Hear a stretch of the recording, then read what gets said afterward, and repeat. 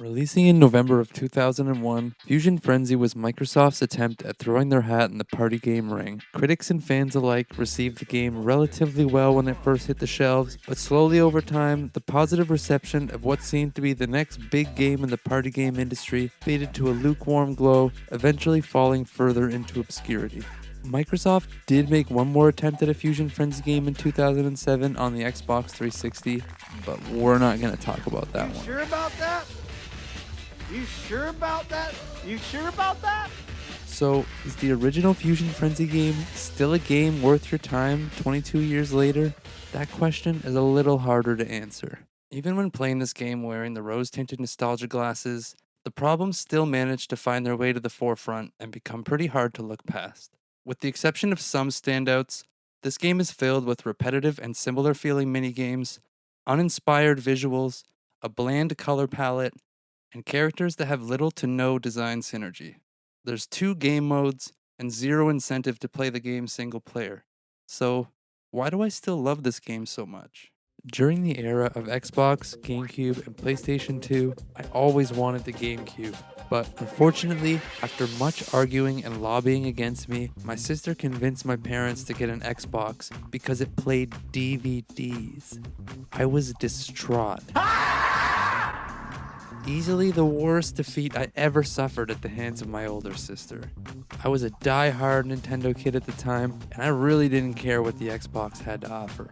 Well, that all changed when my sister brought home Fusion Frenzy. We were obsessed with the game for a while, playing some of the mini-games over and over, like Sumo, Tailblazer, Hockey, Mystery Beat, but one mini-game in particular became a near nightly competition, Twisted System, which is easily the strongest minigame in the package, takes a simple concept of jumping and ducking at the right time while the speed slowly increases and turns it into an addicting clash between those with the fastest reflexes and the best hand-eye coordination. This is one minigame in the bunch that I can never play just one time. But that being said, the game is more than a few mini-games, and there are some other features and standouts worth your notice. The funny thing about things being worth your notice is sometimes the thing worth noticing is f***ing horrible. Starting with the home menu. When you fire it up, you can choose from Tournament, Minigame Frenzy, or Options. There's also this mode that's just an advertisement for a football game, a snowboarding game, and a racing game, right on the home menu of this party game. Imagine a company doing this now in a full price game. I mean, I'm sure it's been done again, but still, this is just so bizarre. They're not even remotely related games. Like, what the fuck? I don't want to play football. I want to catch glitter. Another awful game choice was whoever the hell they hired to write their minigame instructions, and the fact that they don't have any screenshots to show you to help give their awful instructions some context. What the None of these sentences mean absolutely anything to you until you start the game and can see what the it's actually talking about. Anyway, you can play solo, but I wouldn't, so shout out to my friends for crowding around my tiny ass recording setup to help me get the footage for this video. Group hug in the shower tonight, guys. So tournament mode gives you 3 options for the length of the game: 2 stages, 4 stages, or 6 stages. They take roughly 20, 40, and 60 minutes respectively. Each stage contains 3 rounds of mini games before you play a Fusion Frenzy round, where you bet points against each other prior to advancing to the next stage. Each stage takes place in a different zone of the city, and each zone of the city has their own special list of minigames. The zones and minigames you play are selected at random. After each minigame, you're rewarded with orbs, and the amount you're given depends on your place in the minigame. For example, first place gets 6. You use these orbs to bet or bank during the Fusion Frenzy round. The Fusion Frenzy round happens after every stage of the tournament, and it's a way for those who have been lagging behind to catch up, or for those who are on top to further their lead, or even fall behind. These rounds are important as you could win every mini-game while losing the Fusion Frenzy round and end up losing the tournament. Like, what kind of participant metal ass shit is that? But I digress. Other than tournament mode, we also have minigame frenzy. This mode keeps score of how many wins each player has, so you can still compete with your friends if you play this instead of the tournament mode. Alright, let's start with the first one, Air Raid. So the object of the game is to scoop up tokens to get points and avoid the bombs falling from the sky. You can also hit your opponents to sabotage them and steal points. Next up we got Armored Antics, which is a similar concept to the first one. We gotta collect tokens, but this time we're in the Batmobile. Last Man Standing has you throwing the falling bombs to your opponents to keep the platform clear. If too many go off in your square, then you lose.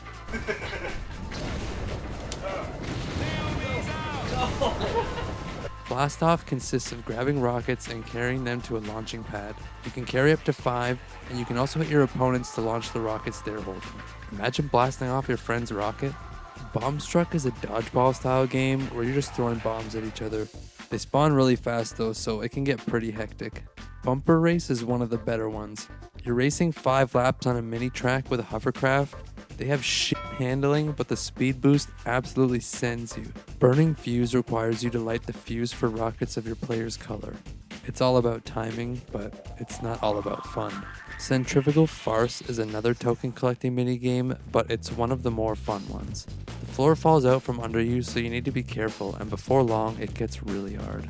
Collector has you create a tail by collecting white orbs, and you need to drop them off in the middle to score points. You can shoot your opponent's tails to knock them off and steal their orbs as well. Cooperation sets up as a 2v2. You need to work in tandem with your partner to score, both of you taking an orb to a different goal at the same time. There are only 2 orbs on the stage at a time, so it can be tough to score. Energy Ball has you grabbing orbs and carrying them to the goal to score. You can steal orbs from other players, but you can see how some of the minigames start to feel pretty samey after a while. A lot of the games in this game are similar concepts with slightly different executions. Erodeo is another token collecting game, but this one has an added twist of the tiles of floor eroding and falling away once they've been driven on 2 times. Exterminator is simple. Just smash as many bugs as you can in order to get points and win. Falling Star has you catch glitter and carry it to the goal.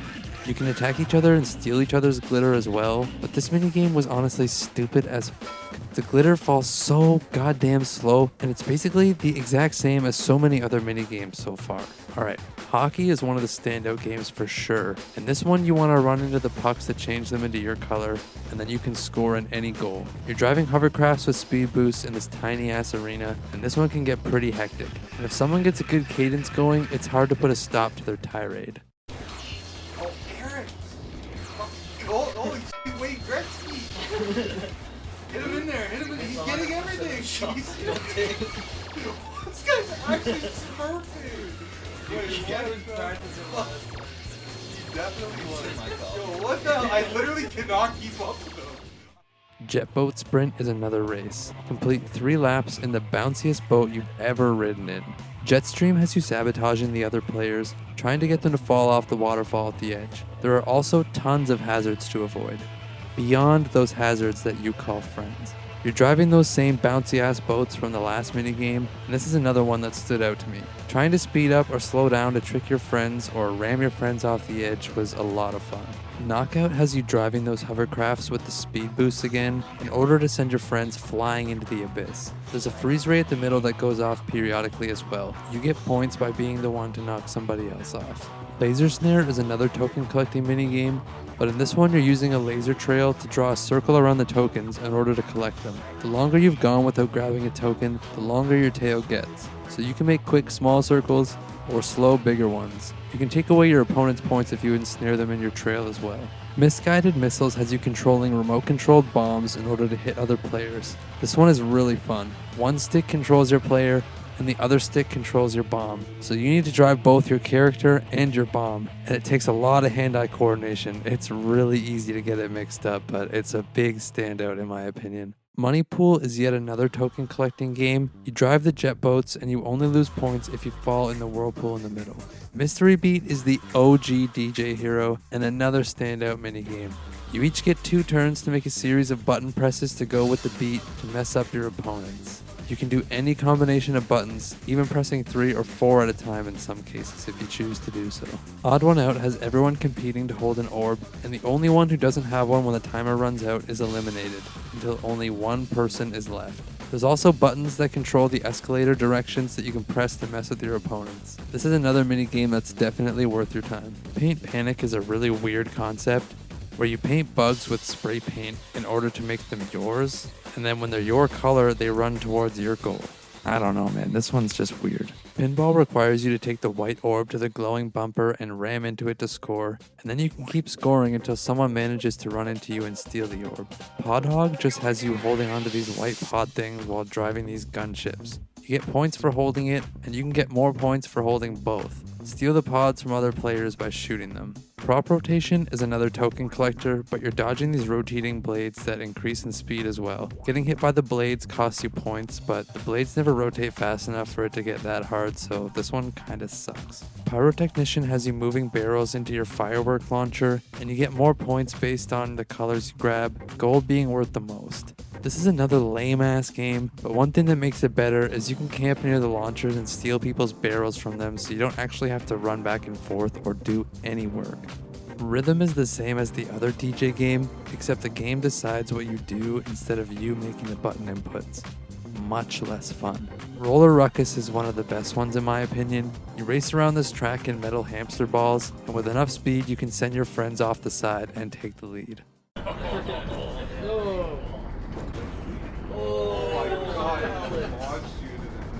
Rollmentum is another one that uses the hamster balls, and the objective is to roll over the glowing holes or goals, and once someone gets it, it moves locations. This one's pretty good, and it can get a little hectic. Rubble Alliance is like a rodeo. It has the floor slowly falling away again, but this time the objective is to trap your friends and make them fall instead of collecting tokens.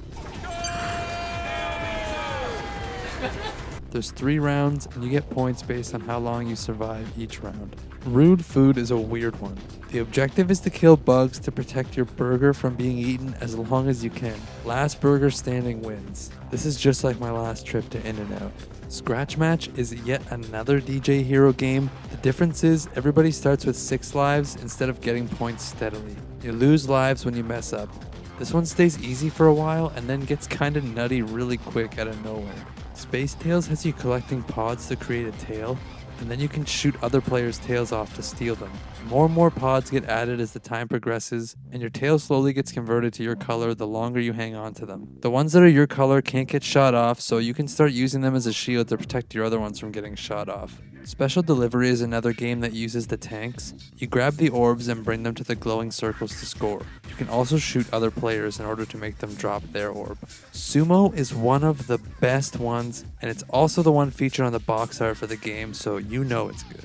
This is basically a King of the Hill game where you're in the cages again and you're trying to knock each other off as the map gets smaller and smaller. No! Good job, good job. Tailblazer is another one of my favorites. You have to avoid each other's tails, and they keep getting longer as the round goes on, and there's multiple rounds. Crazy stuff can happen. Like here, where in this round, all 3 of us all went the same direction right at the start.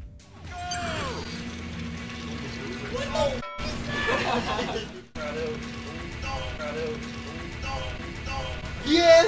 Oh, I thought it was... Oh, my dude, you just got no. So, Tank Tangle is a boring one. You need to drive the tank over the circles to change them to your color. Your score increases over time, and your score increases faster with each goal that you have in your color. I don't understand why they went with the tanks for this one. Anything that they've given you so far would have been better for this than the tank. Tank tracks. Of course there's gonna be Yet another one with tanks. The tank minigames are definitely usually the weaker ones, but this is the best tank one in my opinion. You're driving 3 laps through this racetrack, and every time you shoot another player, they stall out. So you can get stuck in stalemates where you just keep shooting each other back and forth, not letting anybody get away. Sometimes because of this though, the person in first can get a fat lead if they manage to pull away. Fast! He's done. We're back here fighting for our lives. Get the fuck away. Tube Trimmers sucks. No other way to put it. You have to splat the most bugs to win, and there's subway trains running through periodically, but it just sucks. All the bug minigames suck. Okay, so I mentioned before how Twisted System is the best minigame in the collection, and it's true. We had 5 people playing, and the loser was handing off each time. Just listen to how hard my friends are trying to be the ones to be able to play Twisted System. Twisted System next? Oh, Twisted System is next. No, it's not. Oh. Here's Travis. Okay. Guaranteed to play Twisted System. I'm okay with that. It was strategic. I was sweating like crazy, bro. I was so scared. This is the game. Jumper Duck the Cooler Girl. I What's love- that I was stupid low-key sitting tree? over here like, shit, I wanna run this I up. watched somebody. I ended up being the loser in Tube Tremors and I didn't get to play, but that's just because I was being a good host. Anyway, it's pretty funny they all tried so hard to be the ones to play because 2 of them sold right off the hop.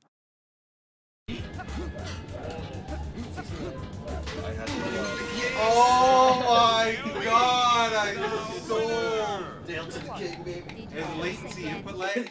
Did you calibrate the TV?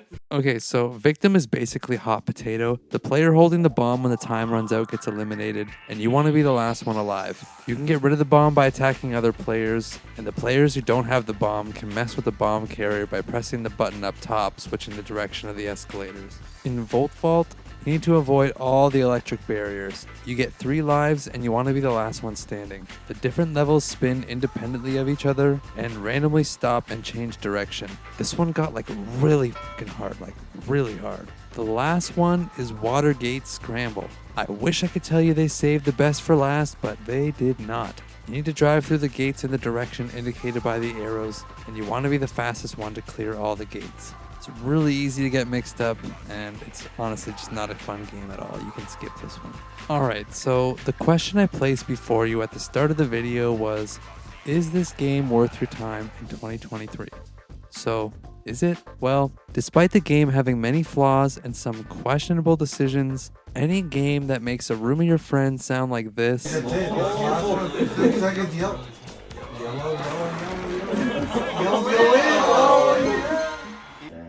Looks like Naomi needs a little help, guys.